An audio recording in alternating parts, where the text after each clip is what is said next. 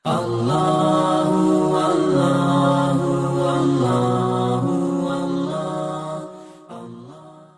لله نحمده ونستعينه ونستغفره ونؤمن به ونتوكل عليه ونعوذ بالله من شرور أنفسنا ومن سيئات أعمالنا من يهده الله فلا مضل له ومن يضلله فلا هادي له ونشهد أن لا إله إلا الله وحده لا شريك له ونشهد أن سيدنا ومولانا محمدا عبده ورسوله صلى الله تعالى عليه وعلى آله وأصحابه أجمعين أما بعد فقد قال الله تعالى في القرآن المجيد والفرقان الحميد أعوذ بالله من الشيطان الرجيم بسم الله الرحمن الرحيم الذين جاءوا بالإفك صدق الله العلي العظيم وقال رسول الله صلى الله عليه وسلم فضل عائشة على النساء كفضل الثريد على الطعام او كما قال علیہ الصلاۃ والسلام۔ آپ حضرات کے لیے اس اتوار کو محاضرات کے لیے جن عناوین کا انتخاب کیا گیا تھا ان میں ایک سیرت حضرت خدیجۃ الکبریٰ رضی اللہ تعالی عنہا ہے اور دوسرے سیرت حضرت عائشہ رضی اللہ تعالی عنہا ہے۔ ان عناوین کے انتخاب کا ایک خاص مقصد ہے، اس لیے کہ دشمنان اسلام کی طرف سے ہر دور میں میرے نبی کی پاک سیرت اور بے داغ زندگی کو داغدار کرنے کی کوشش کی گئی۔ ویسے تو کئی کیچڑ اچھالے گئے، لیکن سورج پر کوئی اگر تھوکے تو سورج آلودہ نہیں ہوتا، تھوکنے والے کا منہ خود گندا ہو جاتا ہے۔ کسی نے ہمارے نبی کو مجنون، کسی نے ساحر، کسی نے جادوگر، کسی نے شاعر کہا، کسی نے دیوانہ کہا، کسی نے کہا کہ یہ کلام اپنی طرف سے بنا کر اللہ تعالیٰ کی طرف منسوب کر رہے ہیں، وغیرہ وغیرہ۔ انہی اعتراضات میں اور انہی سوالات میں ایک اعتراض، ایک سوال دشمنان اسلام کی طرف سے ہمیشہ ہمارے نبی کی سیرت پر رہا ہے۔ یا تو انہوں نے یہ چیز جان بوجھ کر کی، یا غلط فہمی کی بنیاد پر بھی ہو سکتا ہے، بعضوں نے یہ سوالات اٹھائے ہو۔ جیسا کہ آپ لوگ بھی خبروں میں دیکھ رہے ہوں گے، اخبارات میں پڑھ رہے ہوں گے، لوگوں سے سن رہے ہوں گے کہ آپ صلی اللہ علیہ وسلم کی شادیوں پر دشمنان اسلام اس وقت بہت زیادہ اپنی زبانوں کو قینچی سے زیادہ تیز چلا رہے ہیں۔ اللہ کرے کہ اللہ انہیں ہدایت سے نواز دے اور اللہ تعالیٰ ان کی زبانوں کو بند کر دے، لیکن ایک مومن پکا سچا عاشق رسول ہوتا ہے، وہ اپنے آقا پر یا آقا کی ناموس پر، عزت پر ہونے والے حملوں کو برداشت نہیں کر سکتا۔ میں تو یہ سمجھتا ہوں کہ تھوڑے تھوڑے دنوں کو ان لوگوں کی طرف سے جو اعتراض ہوتے رہتے ہیں، سوالات اٹھتے رہتے ہیں اور کیچڑ اچھالا جاتا ہے، دراصل یہ ہمارا ٹیسٹ کر رہے ہوتے ہیں کہ ہم ان کے پیچھے جو محنت کر رہے ہیں، ان کے دلوں سے اللہ اور اس کے رسول کی محبت نکالنے کی اس میں ہم کامیاب ہیں یا نہیں ہیں. اگر ہم کامیاب ہیں تو کس حد تک ہے، ناکام ہے تو کس حد تک ہے. یہ دراصل اپنی محنت کے سلسلے میں ہمارا ٹیسٹ لیتے رہتے ہیں. اور پوری دنیا میں جب ہلچل مچاتے ہیں مسلمان، احتجاج کرتے ہیں، تو یہ سمجھتے ہیں کہ مسلمانوں کے دلوں میں ابھی بھی ایمان کی چنگاری ہے اور ایمان کا نور باقی ہے، ہمیں اور بھی سازشوں کی ضرورت ہے. ابھی حالیہ دنوں میں مختلف ملعونوں نے حضور اکرم صلی اللہ علیہ وسلم کی شان میں بڑی بڑی گستاخیاں کی ہیں. ان کے گستاخانہ الفاظ اس وقت میں آپ کے سامنے نقل کرنے سے قاصر ہوں، کیونکہ اسے بھی ہم جب سنتے ہیں مجبوراً سننے کو بھی دل گوارا نہیں کرتا اور برداشت بھی نہیں ہوتا، چونکہ ان کے دل میں قدر نہیں ہے، اس لیے ان کے لیے وہ الفاظ، ان کی زبانوں کے لیے وہ الفاظ آسان ہیں، مشکل نہیں ہیں. ابھی کچھ دن پہلے کسی ہندو خاتون نے کسی ٹی وی پر گفتگو کرتے ہوئے ہمارے نبی کی شادیوں پر اعتراض کیا، خاص طور پر حضرت عائشہ رضی اللہ تعالی عنہا کی شادی پر. میں آپ کے سامنے یہ بات تفصیل کے ساتھ رکھنا چاہتا ہوں، آف لائن والوں اور آن لائن والوں دونوں بھی غور سے سنیں. احتجاج کرنا، ان کے خلاف آواز اٹھانا اور قانونی کارروائی کرنا یہ الگ بات ہے، کرنا چاہیے، لیکن سامنے والا سوال کر رہا ہے تو اس کا جواب کیا ہے اور حل کیا ہے، سنجیدہ لوگوں کو دینے کی ضرورت پڑتی ہے. اگر ہم نے صرف غوغا آرائی کی، چیخ و پکار کیا، لیکن ہم نے اس کا جواب نہیں دیا، تو پھر ایسی صورت میں جو غلط فہمیاں غیروں کے درمیان پھیلی ہوئی ہیں وہ تو دور نہیں ہو سکتی. تو ان غلط فہمیوں کو دور کرنے کے لیے علمی جواب دینا لازمی اور ضروری ہے. اور دوسری بات یہ ہے کہ اگر ہم نے ان سوالوں کا جواب کتابوں میں تلاش نہیں کیا، ہو سکتا ہے کہ وہ سوال، وہ وسوسہ شیطان ہمارے ذہنوں میں بھی پیدا کر دے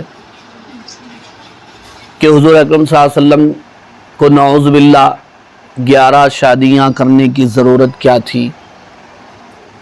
ایک سوال یہ بھی پیدا ہو سکتا ہے کہ آپ صلی اللہ علیہ وسلم نے 6 سال کی عمر میں حضرت عائشہ رضی اللہ تعالی عنہ سے نکاح کیوں کیا اور 9 سال کی عمر میں رخصتی کیوں ہوئی. موجودہ حالات کے حساب سے، ماحول کے حساب سے کسی کے بھی ذہن میں سوال شیطان ڈال سکتا ہے.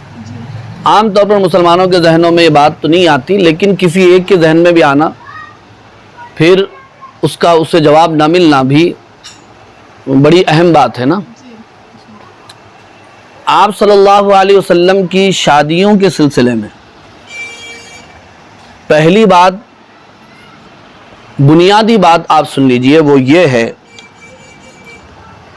کہ آپ صلی اللہ علیہ وسلم نے جتنی شادیاں فرمائی، ہر شادی میں، ہر نکاح میں کچھ نہ کچھ مصلحت تھی اور ضرورت تھی.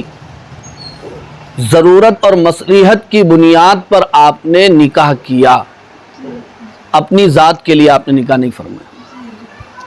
ایک مثال دیتا ہوں، مثال سے ساری بات سمجھ میں آ جائے گی. آپ صلی اللہ علیہ وسلم کے ایک متبنہ منہ بولے بیٹے تھے، حضرت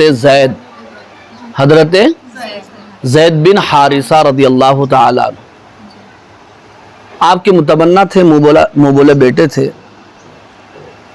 لوگ عرب میں متبنہ کو، منہ بولا بیٹے کو حقیقی بیٹا سمجھتے تھے، جبکہ بات وہ نہیں ہے. منہ بولا بیٹا جس کو گود لیا گیا ہے، پال لیا گیا ہے، چاہے بیٹا ہو بیٹی، وہ حقیقی اولاد نہیں ہو سکتے ہیں، ان کو وراثت نہیں ملتی۔ اگر لڑکی ہے تو منہ بولا باپ جو ہے اس کو پردہ بھی کرنا پڑتا ہے، اور اگر لڑکا ہے منہ بولا بیٹا ہے تو منہ بولی ماں کو بھی پردہ کرنا پڑتا ہے۔ اس کا اس سے کیا رشتہ ہے؟ نہ خون کا رشتہ ہے، نہ رضاعت کا رشتہ ہے، نہ نسب کا رشتہ ہے، نہ حرمت مصاہرت ہے، نہ محرم ہے، کچھ بھی نہیں ہے، تو پردہ تو کرنا پڑے گا۔ زمانے جاہلیت میں عرب میں متبنہ اولاد کو حقیقی اولاد سمجھا جاتا تھا، اور لوگ حضرت زید رضی اللہ تعالی عنہ کی ولدیت آپ صلی اللہ علیہ وسلم کی طرف کر رہے تھے، یہاں تک کہ زید بن محمد بھی کہا جانے لگا تھا۔ اب یہ حقیقت لوگوں کو بتانا تھا کہ حقیقی اولاد الگ ہوتی ہے، منہ بولی اولاد الگ ہوتی ہے، دونوں میں بون بعید ہے، بڑا فرق ہے۔ تو اللہ تبارک و تعالی نے آپ صلی اللہ علیہ وسلم پر وحی نازل فرمائی کہ زید ابن حارثہ جب اپنی بیوی کو طلاق دے دے، حضرت زینب بنت جہش کو، آپ نکاح کر لیں۔ آپ صلی اللہ علیہ وسلم سوچ بھی رہے تھے، فکر میں تھے کہ میں اپنے متبنہ زید ابن حارثہ کی مطلقہ سے نکاح کر لوں تو دنیا کیا کہے گی، اور دنیا نے کہا بھی، مگر اللہ نے کہا کہ آپ کو کر کے بتانا پڑے گا کہ منہ بولی اولاد حقیقی اولاد نہیں ہو سکتی۔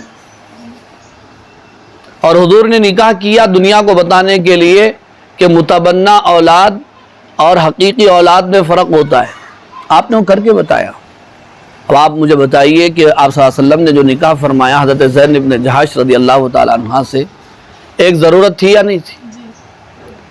ایسے ہی آپ نے ایک زوجہ سے نکاح فرمایا جو بالکل بیوہ محتاج تھی، ان کا سہارا بننے کے لیے دنیا کو آپ نے مثال قائم فرمایا۔ غزوہ خیبر کے موقع پر غالباً حضرت صفیہ قید ہو کر آئی تھی، آپ نے ان کو آزاد کیا، انہوں نے کلمہ پڑھا، نکاح فرمایا۔ کیوں؟ مورخین لکھتے ہیں، سیرت نگار لکھتے ہیں کہ حضور نے حضرت صفیہ سے نکاح اس لیے کیا تاکہ خیبر کے یہودیوں اور مسلمانوں کے درمیان محبت اور الفت پیدا ہو جائے، کیونکہ آدمی رشتے کا کچھ نہ کچھ پاس و لحاظ تو ضرور کرتا ہے، اور ہوا بھی ہے، اس کے بعد لڑائیاں اور جنگیں ختم بھی ہوگی، اور دنیا والوں کو پتہ نہیں اٹھے کہ زبان کو تارک کو لگا دی ہوئی نہیں، دنیا والوں کو معلوم نہیں یہ بات۔ تو اس لیے آپ صلی اللہ علیہ وسلم نے جو بھی نکاح کیا کسی ضرورت کی بنیاد پر کیا۔ حضرت خدیجہ الکبریٰ رضی اللہ تعالی عنہ کے سلسلے میں دشمنان اسلام نے یہ اعتراض کیا، نعوذ باللہ نعوذ باللہ ثم نعوذ باللہ، نقل کفر کفر نہ باشد، کہ حضور اکرم صلی اللہ علیہ وسلم نے ان کی دولت کے لیے رشتہ کیا تھا۔ ان لوگوں کو معلوم نہیں ہے آپ صلی اللہ علیہ وسلم نے حضرت خدیجہ کو نکاح کا پیغام نہیں دیا تھا، حضرت خدیجہ نے خود حضور کو نکاح کا پیغام دیا تھا، جبکہ حضرت خدیجہ کے پاس مکہ کے بڑے بڑے لوگوں کے نکاح کے پیغام آ رہے تھے۔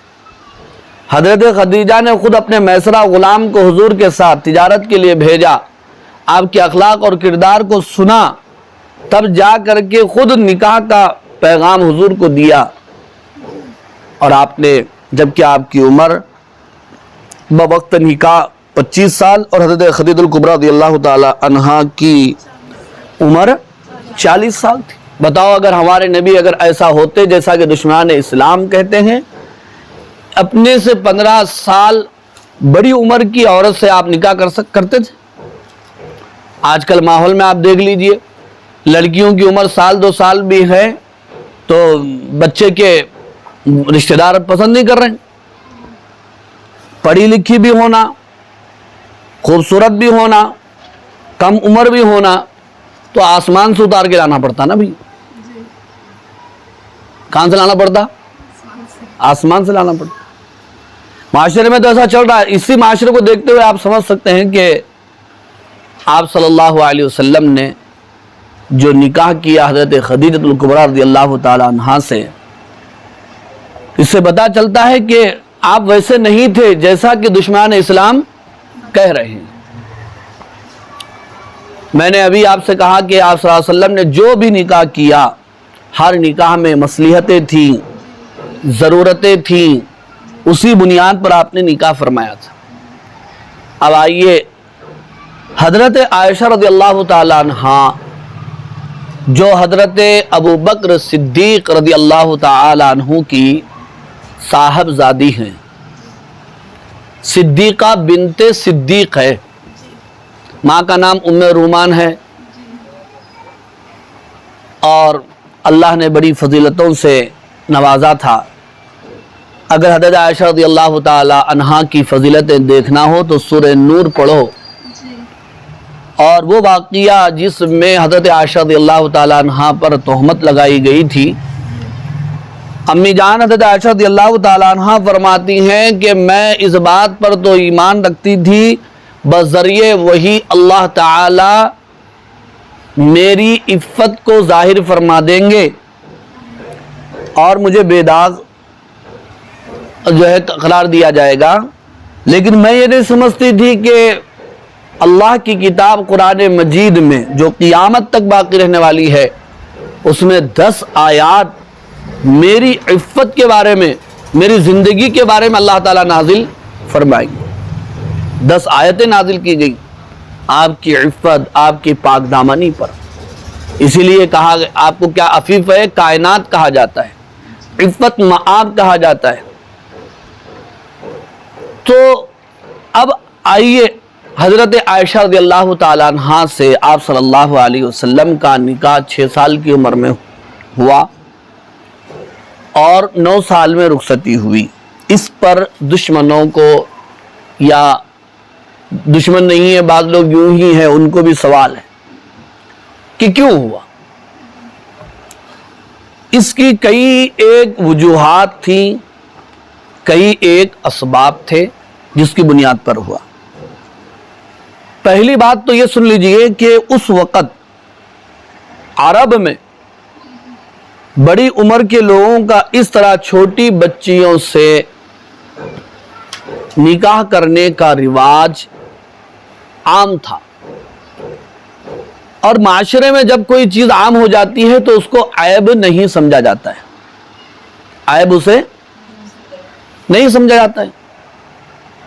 اور ہر علاقے کے کلچر، ہر علاقے کی تہذیب الگ الگ ہوتی ہے، اور بدلتے زمانوں کے ساتھ ساتھ ماحول بھی بدلتا ہے، ماحول بدلتا ہے۔ 10 سال پہلے، 20 سال پہلے کا ماحول کیا تھا، 25 سال 30 سال پہلے کا ماحول کیا تھا، اب ماحول بدل گیا، اور 10 سال کے بعد ماحول کیا ہوگا پتہ نہیں۔ اچھا، یہاں کا ماحول الگ ہوتا ہے کچھ، اور آپ ریاستوں میں چلے جاؤ وہاں کا ماحول الگ ہوتا ہے، کچھ اور کنٹریوں میں آپ چلے جاؤ تو وہاں کا ماحول الگ ہوتا ہے۔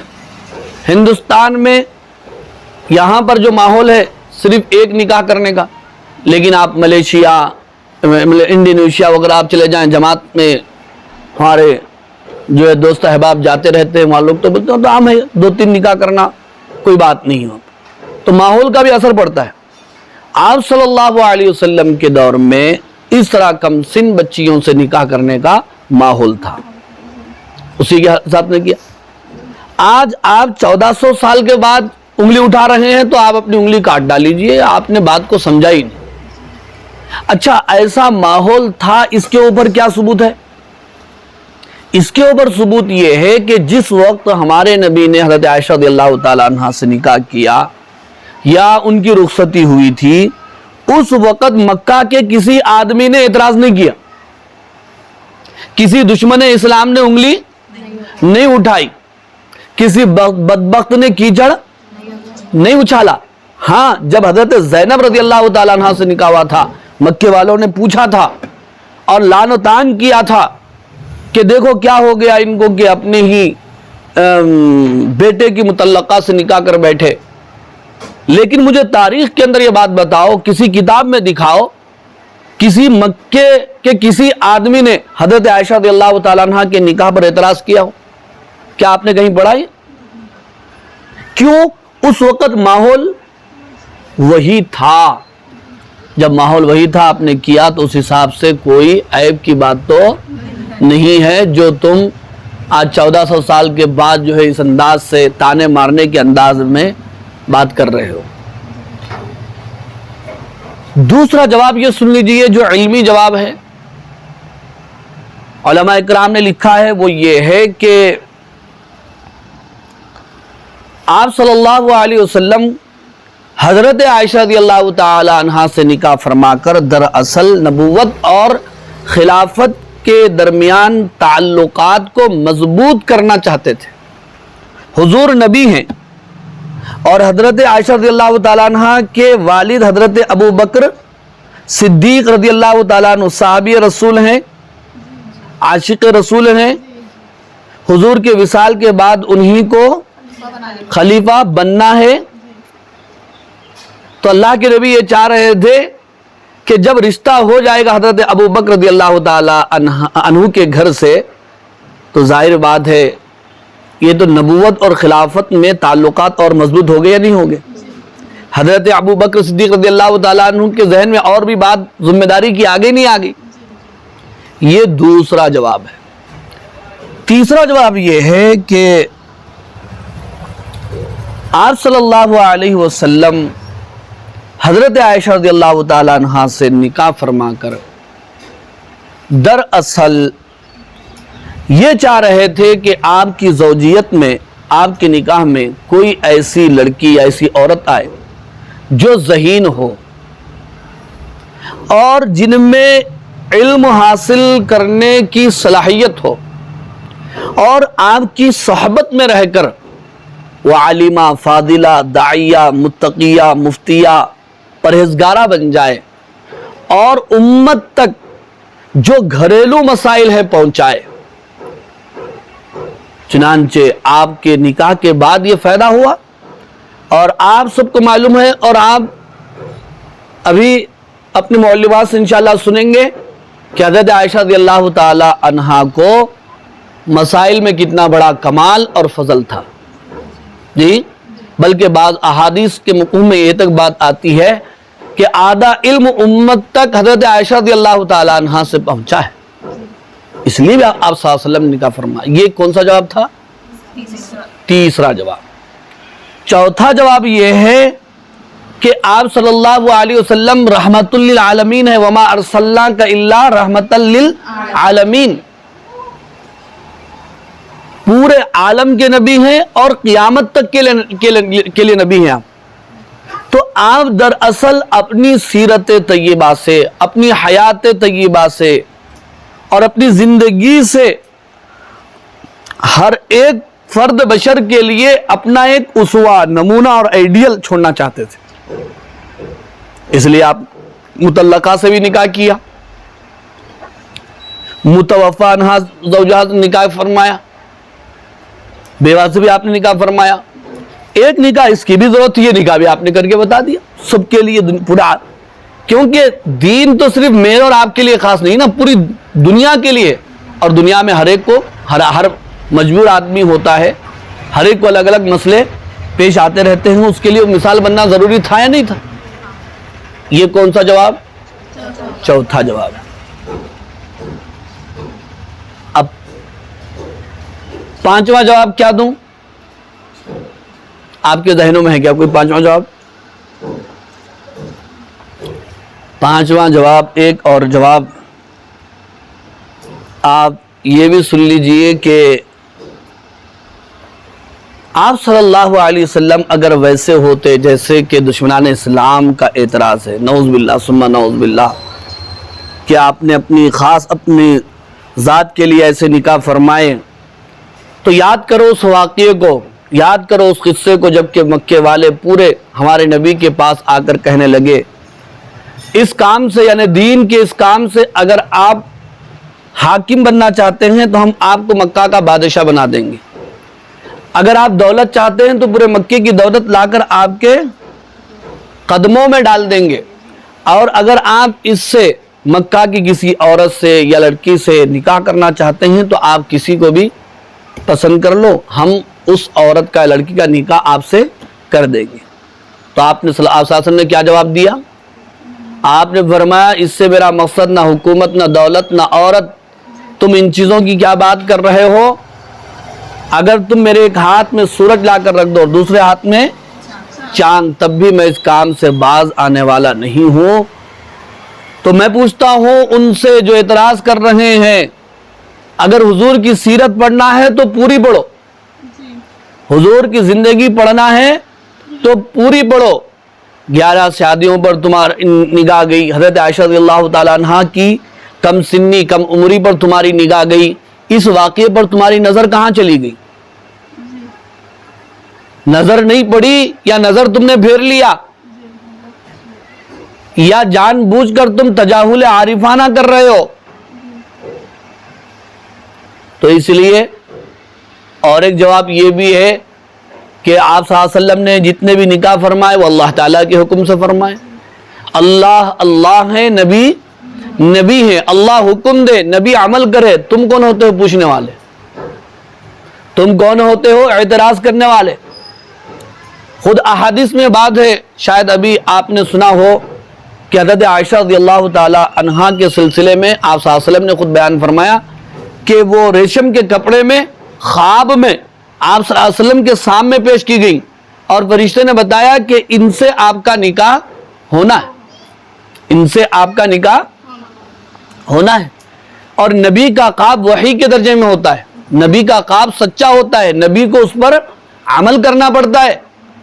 حضرت ابراہیم علیہ السلام نے خواب دیکھا اپنے بیٹے کے گلے پر چھری چلا رہے ہیں، براہ راست اللہ نے حکم نہیں دیا تھا، صرف خواب میں، وہ بھی حکم نہیں تھا، صرف کاٹ رہے تھے، اشارہ سمجھ گئے، عمل کر کے بتایا نہیں مینا کے میدان میں۔ تو آپ کو بھی عمل کرنا لازمی اور ضروری تھا۔ ایک اور جواب بھی سنتے چلے، جو لڑکیوں کی عمریں ہوتی ہیں، چاہے لڑکیاں ہوں، لڑکے ہوں، عورتیں ہوں، مرد حضرات ہوں، اللہ تعالیٰ نے مختلف صلاحیتیں دی ہیں۔ کوئی 6 سال کی عمر میں بھی 6 سال کی عمر میں 10 سال کے لگتے، 10 سال کی عمر میں 15 سال کے لگتے، اچھا کوئی 15 سال کے ہیں 10 سال کے لگتے، کوئی 10 سال کے ہیں 6 سال کے لگتے، ایسا ہوتا نہیں ہوتا؟ مورخین لکھتے ہیں کہ حضرت عائشہ رضی اللہ تعالی عنہا 9 سال کی عمر میں بھی بچی نہیں لگ رہی تھی، بچی نہیں لگ رہی تھی، اللہ نے اپنی قوت اور طاقت سے ان کو صحت مند بنایا تھا۔ تو اس پر بھی آپ کو کیا اعتراض ہے؟ تبھی تو ان کے والدین نے ان کو حضور کی زوجیت میں دیا نا، بات سمجھ میں آ رہی؟ اچھا، دینے والے ماں باپ خوشی خوشی دے رہے ہیں اور وہ بچی خوشی خوشی زندگی گزار رہی ہے۔ حضور اکرم صلی اللہ علیہ وسلم کی وصال کے بعد غالباً حضرت عائشہ رضی اللہ تعالیٰ عنہ 45 سال یا 47 سال باحیات رہی نا۔ خلافت راشدہ کا سارا دور دیکھا اور خلافت بنو معاویہ کا بھی دور آپ نے دیکھا ہے، لیکن دیکھو آپ صلی اللہ علیہ وسلم کی وصال کے بعد حضرت عائشہ رضی اللہ تعالیٰ عنہ کا کیا حال تھا، حضور اکرم صلی اللہ علیہ وسلم کو کیسے یاد کرتی تھی۔ ان کے اشعار پڑھو حضور اکرم صلی اللہ علیہ وسلم کے بارے میں، دنیا والوں کے لیے ایک سورج ہے جو صبح میں طلوع ہوتا ہے اور میرا ایک سورج ہے جو رات میں عشاء کے بعد طلوع ہوتا ہے نا جی، اشعار۔ اسی لیے آپ کو محبوب حبیب کہا گیا، محبوب کائنات کہا گیا۔ تو جب دینے والے خاندان والوں کو اعتراض نہیں ہے اور وہ بچی کو اعتراض نہیں ہے تو تم کون ہوتے ہو؟ تم صرف کیا ہوتے ہو؟ جلنے والے ہوتے ہو۔ کیا ہوتے ہو؟ جلنے والے ہوتے۔ غیر بچی، یہ میرے اس لیے ضروری تھا، 1-2-4 دن سے میں اس پر گفتگو کر رہا ہوں ہر جگہ۔ ایک ہے خالی کوئی اپنے کو بول جائے تو بھڑک جانا، وہ تو خیر محبت کا تقاضا ہے، اور دوسری بات یہ ہے کہ سنجیدہ طور پر اس کا جواب کیا ہے وہ بھی ہونا ضروری ہے نا بھائی۔ کوئی آپ سے سوال برائے اعتراض نہیں کر سکتا، برائے کیچڑ اچھالنے کے لیے، وہ ایک ہم کو سمجھاؤ بولتا کسی کسی کو یہ لگتا بھی ہے کہ ایسا کیوں ہوا، ہو بھی سکتا ہے نا. اچھا حضور اکرم صلی اللہ علیہ وسلم نے ہی کیا، کئی پیشواؤں نے بھی کئی اس طرح کے نکاح کیے ہیں دنیا کے اندر، ان کے بارے میں کوئی منہ نہیں کھول رہا ہے. انگریزوں نے بھی کیا ہے، خود ہمارے ہندوؤں کے اندر بھی ہے. تاریخ آپ پڑھیے، ہم تو اپنی زبان نہیں کھولتے. حضرت سلیمان علیہ السلام کی کتنی بیویاں تھیں؟ صاحب جلالین تو 1000 لکھتے ہیں، بخاری شریف میں 60 بیان کیے جاتے ہیں. حضرت ابراہیم علیہ السلام کی خود 3 بیویاں تھیں، 3 تھی نا. یعقوب علیہ السلام کی کئی بیویاں تھیں، حضرت داؤد علیہ السلام کی کئی بیویاں تھیں. تو پھر وہ تم کیوں اعتراض نہیں کرو؟ ان نبیوں کو یہودی بھی تو مانتے ہیں، ہم بھی تو مانتے ہیں، یہودی بھی مانتے ہیں. تو اس لیے آج کا یہ محاضرہ خاص طور پر رکھا گیا تھا سیرت حضرت خدیجہ الکبریٰ رضی اللہ تعالیٰ عنہ اور سیرت حضرت عائشہ رضی اللہ تعالیٰ عنہ، تاکہ ان کی سیرت آپ کے سامنے آ جائے اور ان